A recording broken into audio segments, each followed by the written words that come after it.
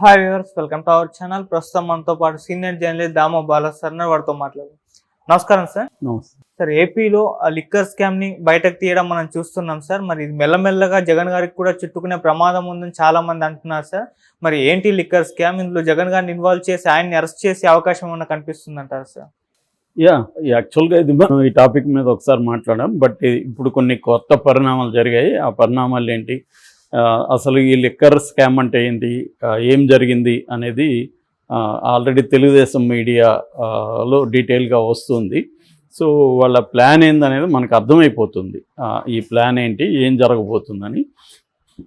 యాక్చువల్గా నేను మొన్నటి నుంచి చెప్తున్నాను, వీళ్ళు చాలా ఆవురావురమని ఉన్నారు.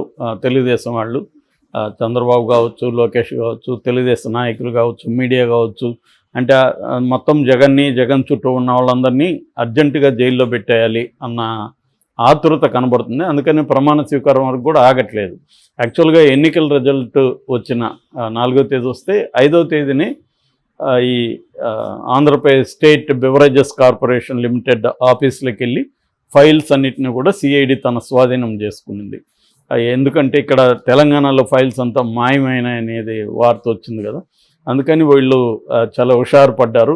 అసలు ఎన్నికల ముందు నుంచే ఫైల్స్ గురించి కంగారు కనబడింది చంద్రబాబులో. ఈ ఆఫీస్ని అప్డేట్ చేయాలంటే కూడా ఆపిచ్చేశాడు ఆయన ఎలక్షన్ కమిషన్కి చెప్పి. ఈ ఆఫీస్ అప్డేట్ పేరుతో వీళ్ళు ఫైల్స్ మాయం చేస్తారని. సో ఫైల్స్ మాయం చేయకూడదన్న యాంగిల్ నుంచి ముందు నుంచి వీళ్ళు వర్క్ చేస్తున్నారు. సో వాసుదేవ్ రెడ్డి ఆఫీస్ మీద, అంటే ఆయన ఎండి కాబట్టి ఆయన ఆఫీస్ మీద దాడి చేశారు. ఆ ఫైల్స్ అన్నిటినీ వాళ్ళ స్వాధీనంలోకి తీసుకున్నారు. తర్వాత మరుసటి రోజు 7వ తేదీ, అంటే మరుసటి రోజు కాకుండా 7వ తేదీ, 5వ తేదీమో అక్కడ ఇంటి మీద, ఆఫీస్ మీద, 7వ తేదీమో హైదరాబాద్లో వాసుదేవ్ రెడ్డి ఇంటి మీద దాడి చేసి ఇక్కడ కొన్ని డాక్యుమెంట్స్ అవన్నీ కూడా స్వాధీనం చేసుకున్నారు. సో ఆయన మీద కేసు కూడా, ఎఫ్ఐఆర్ కూడా నమోదు చేశారు, ఎందుకంటే ఆయన డైరెక్టర్ కాబట్టి. సో ఇప్పుడు కొన్ని ఈ స్కామ్ ఏంది అనేది తెలుగుదేశం మీడియా కానీ సోషల్ మీడియా ఆల్రెడీ చెప్తుంది. నేను ఆల్రెడీ ఒక ప్యాటర్న్ గురించి చెప్పాను, తెలుగుదేశం వాళ్ళ ప్యాటర్న్ ఎలా ఉంటుంది అనేది. అంటే మీడియా పోస్ట్ రాస్తుంది, దాన్ని తెలుగుదేశం వాళ్ళు దాన్ని తీసుకొని ప్రెస్ మీట్లు పెడతారు.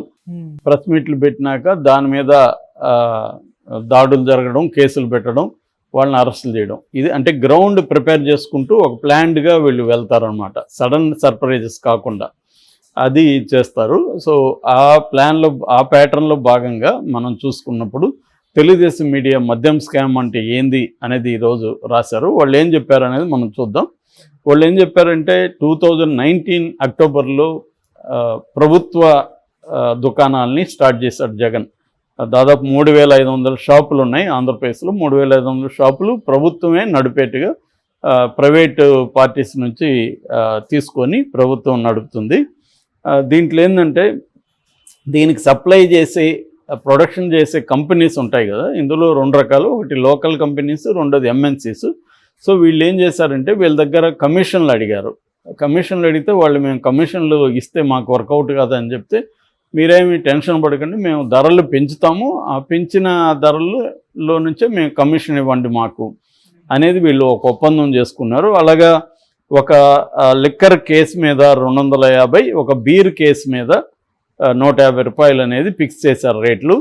దాన్ని ఇవ్వడం మొదలుపెట్టారు. ఎంఎన్సీలు వీళ్ళకి ఇవ్వలేదు, అందుకని ఎంఎన్సీ బ్రాండ్లను వీళ్ళు ఆపేశారు. ఓన్లీ లోకల్ బ్రాండ్స్, దీన్నే జే బ్రాండ్స్ అని పిలుస్తున్నారు, జగన్ బ్రాండ్స్ అని. ఈ బ్రాండ్స్ని వీళ్ళు ఇచ్చేశారు. సో దీంట్లో ఇలా వసూలు చేసిన దాదాపు 20 కోట్ల కేసులు అమ్ముడు పోయినాయి. ఇందులో లిక్కర్లో నుంచి 3600 కోట్లు వీళ్ళు డబ్బులు వసూలు చేసి తినేశారు. అట్లాగే బీరు నుంచి, బీరు కేసులు కమిషన్లో 900 కోట్లు. సో ఇది ప్రధానంగా ఒకటిది. రెండవది కార్పొరేషన్స్ నుంచి రకరకాల పేరుతో, ఫర్ ఎగ్జాంపుల్ గ్రౌండ్ ఛార్జెస్ అంటారు. గ్రౌండ్ ఛార్జెస్ అంటే వాళ్ళు సప్లై చేసిన మందు అమ్మకం జరగలేదు కాబట్టి మాకు దానికి నిల్వ ఉంచడానికి, దాన్ని డీల్ చేయడానికి అంతా కూడా ఛార్జెస్ కావాలి కాబట్టి మీరు గ్రౌండ్ ఛార్జెస్ అని అది కూడా వసూలు చేసి వీళ్ళే తినేశారు. ఓకే, ఇది రెండవది. మూడవ పద్ధతి ఏంటంటే వీళ్ళు ఎక్కడా కూడా డీటెయిల్ చెల్లింపులు కాకుండా మొత్తం క్యాషే డీల్ చేశారు. ఆ క్యాష్లో కూడా కొంత ప్రతి షాపు నుంచి కొంత డబ్బులు వీళ్ళు తీసుకున్నారు. ఇది 3 రకాల పద్ధతులు ఈ స్కామ్ జరిగింది. ఒకటేమో కమిషన్ కేసుల మీద, ఒక కేసుకి లిక్కర్ కేసుకి 250, బీర్ కేసుకి 150. రెండో పద్ధతి ఏమో ఈ కార్పొరేషన్స్ దగ్గర గ్రౌండ్ ఛార్జెస్ అని ఇంకోటి అని వాళ్ళ దగ్గర డబ్బులు లాగడం. మూడవది కలెక్షన్ దగ్గర ఈ క్యాష్ డీలింగ్స్ పెట్టి అంటే ఒక ట్రాన్స్పరెన్సీ లేకుండా, ఇప్పుడు ప్రపంచం అంతా భిక్షగాళ్ళు కూడా ఇవాళ యూపీఐ వాడుతున్నారు, ట్రాన్స్ఫర్ చేయండి సార్ డబ్బులు మీ దగ్గర లేకపోతే అని పెట్టుకొని ఉన్నారు. అలాంటిది ఇంత పెద్ద 3500 షాపుల చైన్ ఎందుకు వీళ్ళే ఒక యూపీఐ పెట్టుకోవచ్చు, వాళ్ళ దీంట్లో గవర్నమెంట్ ఇది చేసుకోవచ్చు, ఎందుకు చేయలేదు? డీటెయిల్ ఇది ఎందుకు చేయలేదు? ఒక పక్క మోడీ డీటెయిల్ చెల్లింపులు చేయండి అని ఇది చేస్తుంటే వీళ్ళు ఎందుకు చేయలేదు అనేది వీళ్ళ విమర్శ. సో ఈ 3 రకాల పద్ధతులు జగన్ ప్రభుత్వం అంటే జగన్ ప్రభుత్వంలో ఉండే కొంతమంది కలిసి డబ్బులు తినేశారు. ఇందులో జగన్ వాటా జగన్కి వెళ్ళింది, మిగతా వాళ్ళ వాటా మిగతా వెళ్ళింది.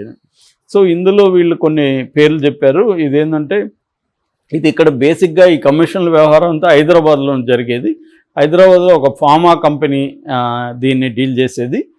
కసిరెడ్డి రాజశేఖర రెడ్డి అని అతను దీని కోఆర్డినేటర్గా పనిచేసేవాడు ఈ ప్రాసెస్కి అంతా.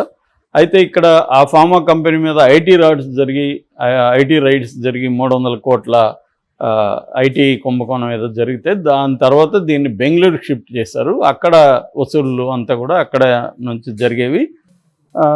సో ముందుగా సజ్జల ఈ బ్రాండ్లు ఎవరెవరికి అలాట్ చేయాలి అంటే ఏ కంపెనీ నుంచి తీసుకోవాలనే దాంట్లో కూడా వాళ్ళ కంపెనీసే ఉన్నాయి. సజ్జల బ్రాండ్ చార్ట్ని పంపించేవాడు ఎక్సైజ్ డిప్యూటీ కమిషనర్ సత్యప్రసాద్కి పంపిస్తే ఆయన బ్రాండ్ లిస్టులో నుంచి ఏ బ్రాండ్లో సజ్జల చార్ట్ ఉందో ఎవరెవరు ఎంత సప్లై చేయాలో వాళ్ళకే ఇచ్చి వాళ్ళే సప్లై చేయాలి. మిగతా వాళ్ళు ఎప్పుడైనా గొడవ చేస్తే నామకే వస్తే వాళ్ళకి కొంత ఇచ్చేవాళ్ళు తప్ప వీళ్ళ బ్రాండ్స్ వీళ్ళ కంపెనీలకే మొత్తం సప్లై అంతా కూడా వీళ్ళకే ఇచ్చేవాళ్ళు అనేది ఒకటి.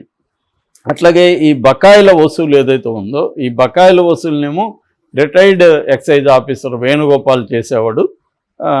తర్వాత ఈ గ్రౌండ్ ఛార్జెస్ అన్నాను కదా ఇందాక, ఆ గ్రౌండ్ ఛార్జెస్ ఏమో రిటైర్డ్ ఆఫీసర్ శ్రీనివాసులు రెడ్డి చేసేవాడు. ఇలాగ వీళ్ళు డివైడ్ చేసుకొని సజ్జల నాయకత్వంలో ఇప్పుడు నేను చెప్పిన పద్ధతిలో డబ్బుల్ని వసూలు చేశారు. ఇది దాదాపు 25,000 కోట్లు ఉంటుంది పర్ ఇయర్. సో ఓవరాల్గా 1,00,000 కోట్లు అన్నీ కలిపితే 1,00,000 కోట్ల వరకు కుంభకోణం జరిగింది. ఇప్పుడు వీళ్ళు చెప్పిన కమిషన్ల ఇది మాత్రమే ఇది మొత్తం 4,500 కోట్లు కమిషన్ల రూపంలోనే వీళ్ళు తీసుకున్నారు. అప్రూవర్గా మారిపోతున్నాడు అని కూడా వార్త వచ్చింది. సో వాసుదేవ్ రెడ్డి అప్రూవర్గా మారిపోతే అప్పుడు మిగతా వాళ్ళు ఎవరెవరు ఏం చేశారు? ఈ అప్రూవర్ అనేది కూడా మన ఈడీ సిబిఐ టెక్నికే. అది ఇంతకుముందు కూడా మనం చాలాసార్లు చెప్పుకున్నాం. అంటే ఒకరిని పట్టుకుంటారు, వాళ్ళని నయాన భయాన బెదిరిస్తారు, వాళ్ళని అప్రూవర్గా మారినాడు ఈయన స్టేట్మెంట్ ఆధారంగా మిగతా వాళ్ళని అరెస్ట్ చేస్తారు. మిగతా ఏం డాక్యుమెంట్స్ కానీ ఇప్పుడు కమిషన్ తీసుకున్నట్టు వీళ్ళు ఎలా ప్రూవ్ చేస్తారు? ఎలా ప్రూవ్ చేయలేరు కాబట్టి అప్రూవర్గా మారాడు కాబట్టి ఆయన చెప్పాడని చేశారు. ఇదే పద్ధతిలో స్కిల్ డెవలప్మెంట్లో కూడా జగన్ ప్రభుత్వం కూడా చంద్రబాబు మీద కూడా సేమ్ పెట్టింది. అప్రూవర్గా మారి చెప్పినారని. దాంట్లో కూడా ట్రైల్ ఆఫ్ మనీ లేదు, దాంట్లో కూడా ఏమీ లేదు. సేమ్ ఇప్పుడు రివర్సల్ ఇదే గేమ్ వీళ్ళు ఆడుతున్నారు. లోకేష్ అప్పుడంతా ఏం విమర్శించాడు, అసలు డబ్బే లేదు దాంట్లో అని లోకేష్ కానీ తెలుగుదేశం మీడియా కానీ. ఇప్పుడేమో మళ్ళీ వీళ్ళు సేమ్ రివర్స్లో వీళ్ళు అదే అలిగేషన్స్ని ఎస్టాబ్లిష్ చేస్తూ కథనాలు వండిస్తున్నారు. సో నేను చాలాసార్లు చెప్పాను, గవర్నమెంట్లు మారుతాయి కానీ మెథడ్స్ ఏం మారవు. సేమ్ ఆ గవర్నమెంట్ వస్తే వీళ్ళ మీద ప్రతీకారం తీర్చుకోవడం, ఈ గవర్నమెంట్ వస్తే వాళ్ళ మీద ప్రతీకారం తీర్చుకోవడం జరుగుతుంది. అందరూ కుంభకోణాలు చేసేవాళ్ళు. సచ్చీలరు ఇక్కడ లేరు. సచ్చీలరు ఉంటే 100 కోట్లు 50 కోట్లు ఎలా ఖర్చు పెడతారు వాళ్ళు ఒక్కొక్కరు ఎన్నికల్లో. ఇప్పుడు మన పెమ్మసాని మంత్రి పదవి వచ్చింది, ఆయనకు 150 కోట్లు ఖర్చు పెట్టాడా అంటున్నారు. ఇంకా ఎక్కువ పెట్టినా ఆశ్చర్యంలో, ఎందుకంటే 7 నియోజకవర్గాలకు కూడా 10 కోట్లు అందరికి ఇచ్చాడని చెప్తున్నారు. ఆయనకి 5,000 కోట్ల పైన ఆస్తుంది. అలాగా ఒక ఎగ్జాంపుల్గా ఆయన చెప్తున్నాను, ఎందుకంటే ఆయన రిచెస్ట్ ఎమ్మెల్యే, రిచెస్ట్ మంత్రి కూడా దేశంలోనే. ఓకే. సో ఇలాగా ఇంత డబ్బులు పెడుతున్నప్పుడు మళ్ళీ వాళ్ళకి డబ్బులు రావాలంటే కుంభకోణాలు చేయాల్సిందే కదా పెద్ద స్థాయిలో. అట్లాగే జగన్ ఒక 2,000 కోట్లు, చంద్రబాబు ఒక 2,000 కోట్లు ఎన్నికలు ఖర్చు పెట్టారని చెప్తున్నారు. మరి ఈ డబ్బులంతా వీళ్ళకి ఎక్కడి నుంచి వచ్చాయి? ఆ 2,000 కోట్లు ఎక్కడి నుంచి వచ్చాయి? ఇద్దరికి కూడా జనంలో నుంచే కదా వీళ్ళు దాని ఏమంటారు, లీగల్గా అంతంత సంపాదించే పరిస్థితి లేదు కదా, వీళ్ళు లీగల్గా అంత ఎక్కడ చూపిస్తున్నారు? సో క్లియర్గా అందరూ కూడా స్కాములు చేస్తున్నారు, డబ్బులు తింటున్నారు. వీళ్ళు వచ్చినప్పుడు వాళ్ళని వేధించడానికి వీళ్ళు స్కాములు పెడుతున్నారు, వాళ్ళు వచ్చినప్పుడు వీళ్ళని వేధించడానికి స్కాములు పెడుతున్నారు. అలాగే మనకి ఇంకా అనేక స్కాములు రాబోతున్నాయి, జైళ్ళకి వెళ్ళబోతున్నారు, మనం అనేక సార్లు చెప్పుకోబోతున్నాం. Okay sir, thank you so much sir.